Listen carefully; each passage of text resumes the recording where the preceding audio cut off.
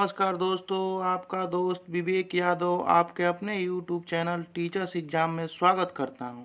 एक बार फिर से आज हम लोग हिंदी के 25 महत्वपूर्ण प्रश्नों को मॉक टेस्ट के रूप में करेंगे और महत्वपूर्ण प्रश्नों पर संक्षिप्त चर्चा भी करेंगे, जैसा कि पिछले वीडियो में करते आ रहे हैं। तो चलिए शुरू करते हैं।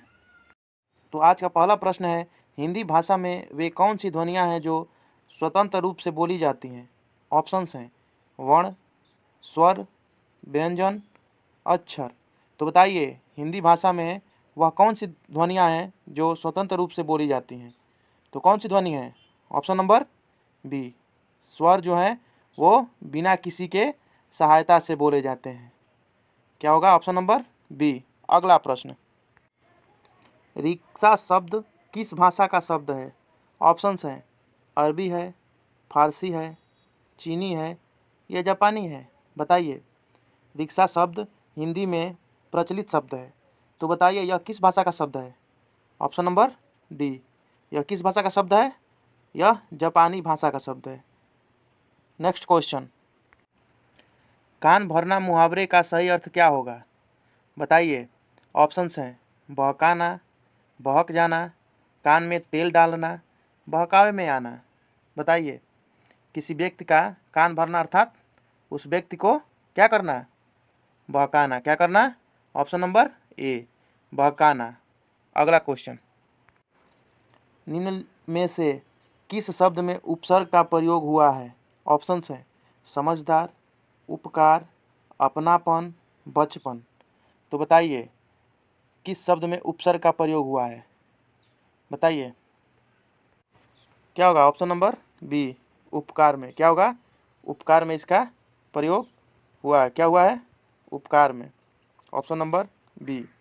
देखिए उपसर्ग कहाँ प्रयोग होता है? उपसर्ग शब्द के आगे प्रयोग होता है। कहाँ प्रयोग होता है? शब्द के आगे जो प्रयोग होता है उसको उपसर्ग बोलते हैं, और जो शब्द के पीछे प्रयोग होता है उसे प्रत्यय बोलते हैं। क्या बोलते हैं? प्रत्यय। आगे जो होगा उसको क्या बोलेंगे? उपसर्ग, और जो पीछे होगा उसको क्या बोलेंगे? प्रत्यय। अगला प्रश्न, सही अर्थ का चुनाव विकल्प से करें। आकृति शब्द है, इसका सही अर्थ क्या होगा? ऑप्शंस हैं वस्त्र होगा, चित्र होगा, बनावट होगा या सिर होगा। बताइए आकृति का सही अर्थ क्या होगा? वस्त्र होगा? वस्त्र नहीं होगा। चित्र होगा? चित्र भी नहीं होगा। सिर होगा? सिर भी नहीं होगा। तो आकृति का क्या होगा सही अर्थ? बनावट। Option number C. अगला प्रश्न, जिसका कोई आकार न हो के लिए एक शब्द क्या होगा? ऑप्शंस हैं निराकार, प्रकार, विकार या साकार। तो बताइए जिसका कोई आकार ना हो उसके लिए एक शब्द क्या होगा? प्रकार होगा? प्रकार होगा नहीं। विकार होगा? विकार भी नहीं होगा। साकार होगा? साकार भी नहीं होगा। तो क्या होगा? निराकार। ऑप्शन नंबर ए, जिसका कोई आकार ना हो। अगला प्रश्न, अंक का अनिकार्थी शब्द क्या होगा? ऑप्शंस हैं शरीर, जल, दूध, भाग्य। तो अंक का अनिकार्थी शब्द क्या होगा? शरीर होगा? शरीर नहीं होगा। शरीर किसका होता है? किसका होता है? अंग का होता है शरीर, अनिकार्थी शब्द। ठीक। जल होगा? जल भी नहीं होगा। दूध होगा? दूध भी नहीं होगा। तो जल और दूध किसका होता है? यह होता है अमृत का। किसका होगा? अमृत का होगा। तो जल न ही जल होगा और न ही दूध होगा। तो बचा कौन? भाग्य। तो अंक का अनिकार्थी शब्द क्या होगा? ऑप्शन नंबर डी, भाग्य होगा। नेक्स्ट क्वेश्चन, हजामत बनाना मुहावरे का सही अर्थ क्या होगा?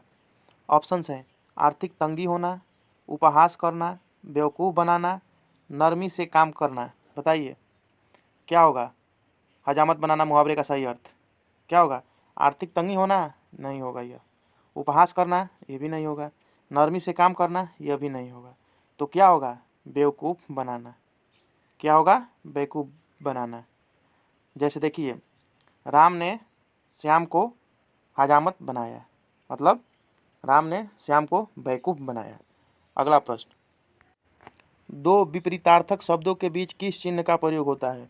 ऑप्शंस हैं अल्प विराम, योजक चिन्ह, प्रश्नवाचक चिन्ह, पूर्ण विराम चिन्ह। बताइए दो विपरीत शब्दों के बीच किस चिन्ह का प्रयोग होता है? जैसे आकाश, आकाश का विपरीत क्या होगा? पाताल। क्या होगा? आकाश का पाताल होगा। तो इन दोनों के बीच में किस चिन्ह का प्रयोग हुआ है? कौन सा चिन्ह होगा? ऑप्शन नंबर बी, योजक चिन्ह। कौन सा चिन्ह होगा? योजक चिन्ह। देखिए ऐसे बनाइए।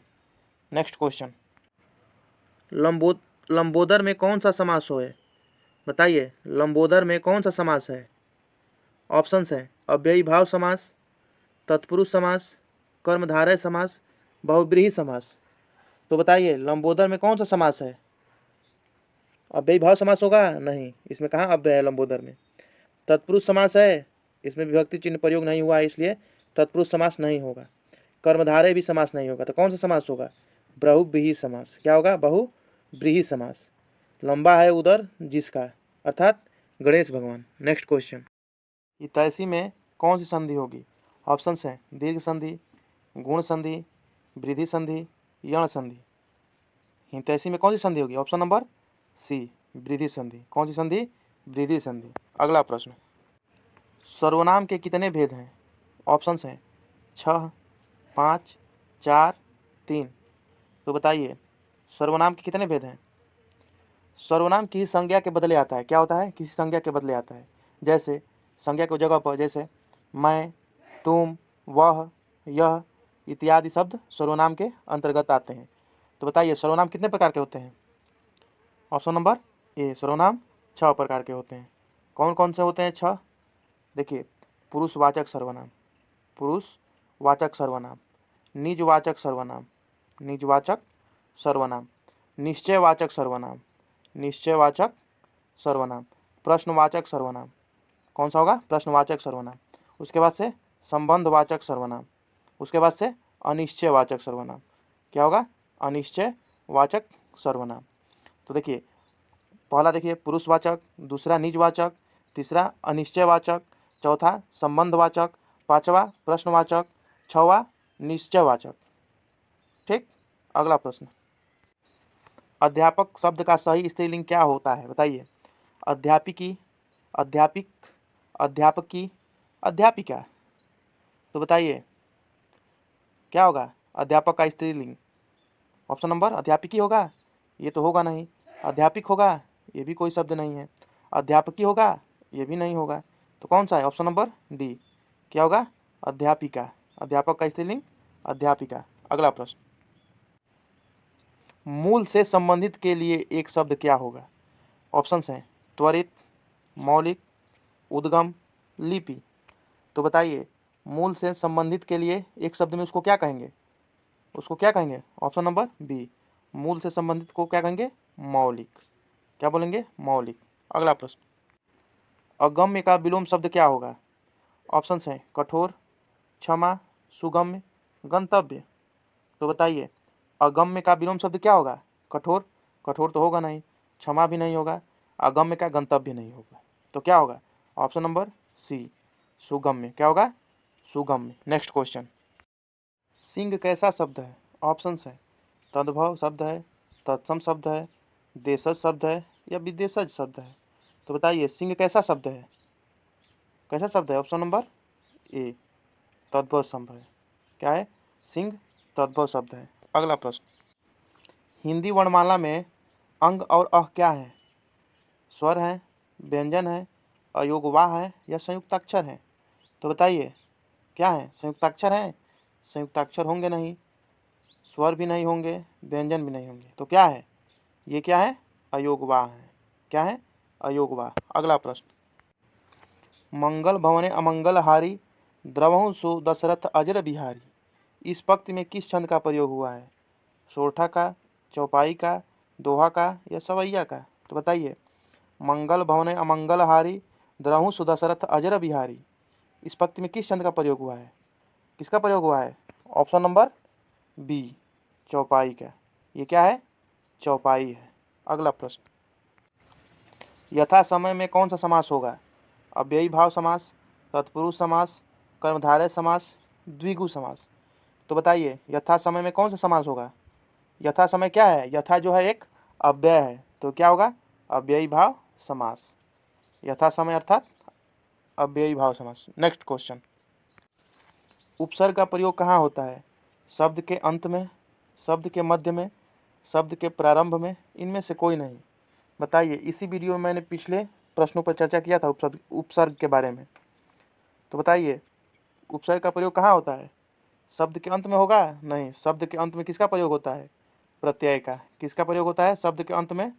प्रत्यय। देखिए, अंत शब्द के पीछे अर्थात प्रत्यय, उपसर्ग शब्द के आगे अर्थात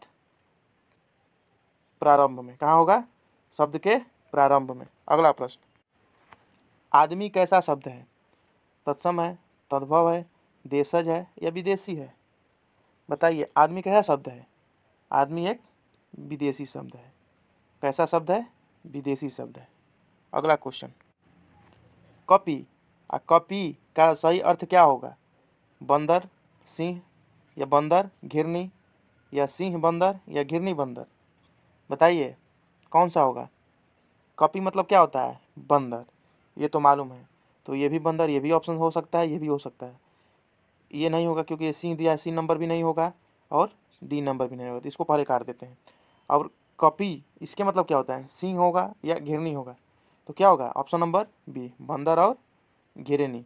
नेक्स्ट क्वेश्चन, किसान गाय को गांव ले जाता है, इस वाक्य में कौन सा कारक है? कर्ता कारक है, करण कारक है, कर्म कारक है या संबोधन कारक है? तो बताइए, किसान जो है गाय को गांव ले जाता है, तो कौन सा कारक है? को। तो को कौन सा कारक होगा? ऑप्शन नंबर सी, कर्म कारक। कर्ता ने कर्म को, गाय को। अगला प्रश्न, संस्था शब्द का बहुवचन क्या होगा? संस्थाएं, संस्कृत, संस्थापन, ये सभी। तो बताइए, संस्था शब्द का बहुवचन क्या होगा? ऑप्शन नंबर क्या होगा? संस्कृत होगा? संस्कृत तो होगा नहीं। संस्थापन होगा? ये भी नहीं होगा। जब दो नहीं होगा तो ये सभी का विकल्प भी कैंसिल हो गया। तो कौन सा होगा? संस्थाएं, ऑप्शन नंबर ए।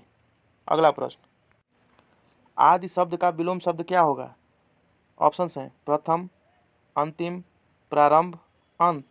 तो आदि का मतलब क्या होता है? क्या होता है आदि का मतलब? प्रारंभ होता है। क्या होता है? प्रारंभ। तो ये तो होगा नहीं, अंतिम भी नहीं होगा और प्रथम भी नहीं होगा। तो क्या होगा? आदि का विलोम शब्द क्या होगा? अंत। Option number D. आज हम लोगों ने हिंदी के महत्वपूर्ण 25 प्रश्नों पर, कितने प्रश्नों पर? महत्वपूर्ण 25 प्रश्नों को मॉक टेस्ट के माध्यम से किया। आपने कितने प्रश्नों को किया कृपया कमेंट बॉक्स में बताएं। अगर आप चैनल को पहली बार देख रहे हैं तो चैनल को सब्सक्राइब करें, वीडियो पसंद आए तो लाइक करें और अपने दोस्त को भी शेयर करें। धन्यवाद।